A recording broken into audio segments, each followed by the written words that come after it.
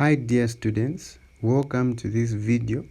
Today in medicine and medical nursing, I will be discussing with you how to go about with the medical management of a medical condition. This is part 1. We'll be looking at management in general, but today's focus is the medical management of a medical condition. I'll pick peptic ulcer disease as an example. Using this condition, I shall give a general format for how to write your medical management in your medicine, in your pediatrics, in your IRH, and in your mental health and psychiatry. To start with, I will assume you would have already you've studied the causes, predisposing factors, and signs and symptoms. So medical management has got the following parts. Please pay attention. It starts with diagnosis. You first have to diagnose the condition, then you treat the condition. To diagnose the condition, you start with collecting history from this patient. What history do we collect? So in peptic ulcer disease, we are going to ask the patient about the characteristic and timing, as well as location of the pain. This is to differentiate between gastric and duodenal ulcers. Why are we asking the patient when we can check by ourselves? Very simple. We collect history for recent symptoms, meaning what the patient felt before they came to the facility, which we weren't able to see because we were not with the patient. Now that we're with the patient, we ask them this before we examine them physically. Then next we inquire about NSAIDs. NSAIDs simply stands for non-steroidal anti-inflammatory drug usage. An example is aspirin. These drugs have got properties such as anti-inflammatory itself, meaning they reduce or prevent inflammation. They have got antipyretic properties, meaning they reduce temperature when temperature is high. They've got analgesic properties, which means they relieve pain. They also have anticoagulant properties. Specifically aspirin. Aspirin has got an anticoagulative property which prevents blood from clotting. What this means is that when there's an ulcer in the stomach or an ulcer in the duodenum, once it starts to bleed and you're on these drugs, it won't stop bleeding. So we ask for such history, as this is a predisposing factor to developing peptic ulcer disease. Also, we ask about history of malaria or hematemesis. Malaria is simply the presence of digested blood, occult blood which is dark in appearance, meaning it does not look reddish. Or hematemesis, the presence of blood in vomitus, so as to assess for active complications, which is active bleeding. Active bleeding is a complication in peptic ulcer disease. Also, when we're done asking the questions, we now move into examining the patient ourselves.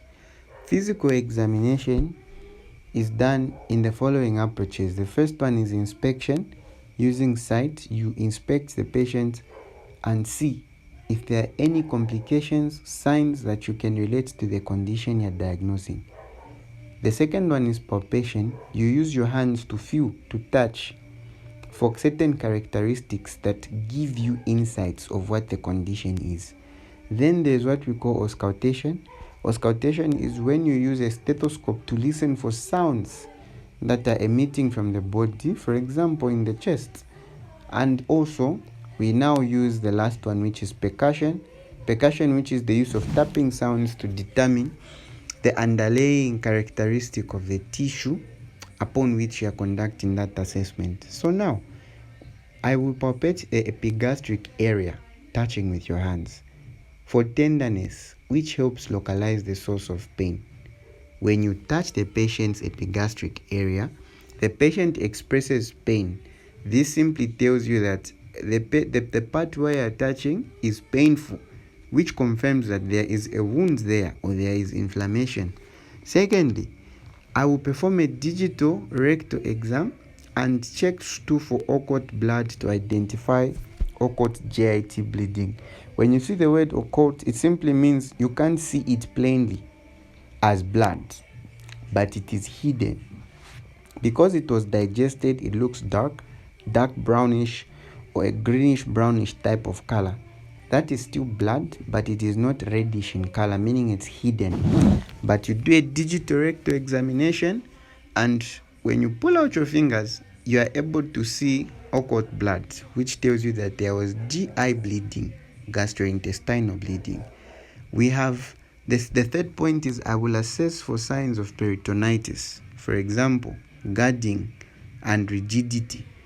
Gagging means that when you try to palpate the patient's abdomen, the patient blocks you from doing that. They are gagging. Why? Because they know that when you touch them, it's painful.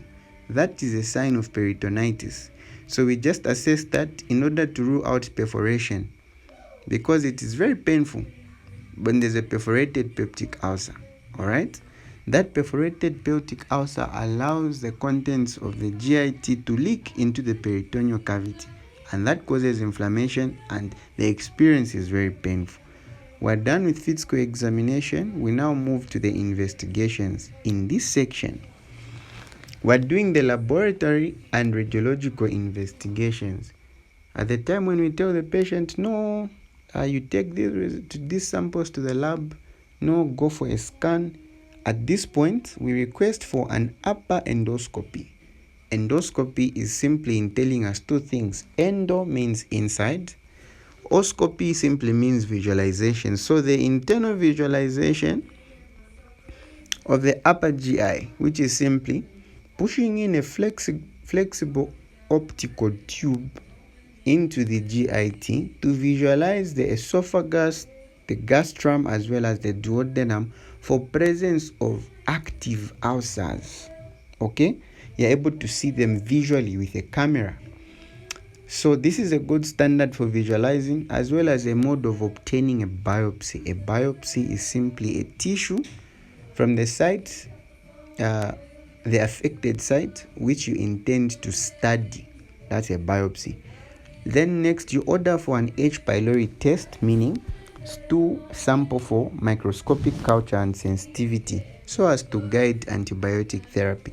We want to see if the Helicobacter pylori, which is the common causative organism of peptic ulcer, if present, this is going to guide us and tell us the cause, as well as guide antibiotic therapy. Lastly, I will check a complete blood count, which we commonly refer to as full blood count, to look for anemia, which suggests chronic bleeding. When this has been done, you are done diagnosing. It is confirmed that it is peptic ulcer disease. The next thing is treatment. You need to list a certain classification of drugs that you give to the patient in the management of peptic ulcer disease. The classifications of drugs can include the following classes. The first one is the proton pump inhibitors. What these do is that we're going to give omeprazole. Omeprazole is simply going to inhibit gastric acid secretion and promote ulcer healing. The acid that is released in the gastrum, also eats up the same ulcer that has been formed, that wound, because acid acts on proteins. Your stomach is made up of proteins. It's like meat. So when it is wounded, the acid will keep on enlarging that wound. So we give omeprazole to simply prohibit or inhibit gastric secretion. Then the side effects should include headache, diarrhea. Long-term use may lead to B12 deficiency. Contraindications, not to be given in patients with hypersensitivity. The examiner expects you to write these. The next drug is that of antibiotics. For eradication of H. pylori when confirmed, we give clarithromycin in combination with amoxicillin plus the proton pump inhibitor above this one. The side effects, as we had said, you should include them. The rationale for antibiotics is to eradicate H. pylori, the bacteria that cause the peptic ulcer, because if you do not remove it from the system, it will prevent another ulcer recurrence. Lastly, we have got the H2 receptor antagonists such as ranitidine, 150 milligrams. The reason we're giving this drug is to reduce acid production by blocking the histamine receptors. So now that we have sorted out the issues of acid, the next one is the cytoprotective agents. One of them can include the sacrophates. Sacrophate 1 gram. The rationale is to act as a form of protective barrier over the ulcer, shielding it from acid and pepsin. Ladies and gentlemen, what we have done here is outlined the medical management of any medical condition, be it in pediatrics, be it in IRH, be it in surgery, such as, for example, otitis media, which you do not directly take to a patient for an operation. When asked to manage the patient medically, this is what the examiner expects you to write. In the next video, we're going to be discussing the nursing management and its headings. So this is what is found on the NMCZ Ready. Managements are explained and expanded in full, not general, but they are specific to each condition.